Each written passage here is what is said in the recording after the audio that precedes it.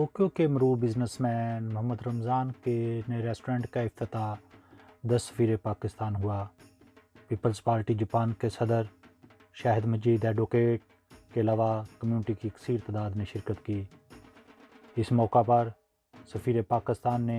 अपने ख्यालात का इज़हार करते हुए कहा,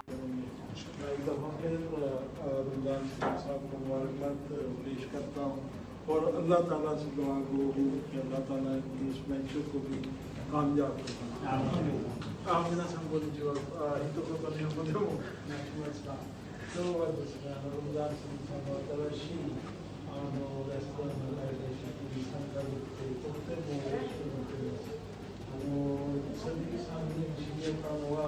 もう20何年以上のことなんですが、本当は彼はパキスタンの食文化とかパキスタンの食材とかパキスタンの果物とか本当に、積極的に日本で紹介しています。よく頑張っています。本当この間ですね、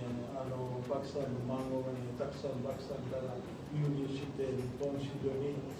紹介したんですが、あとレストランもねずっと前からやっていて、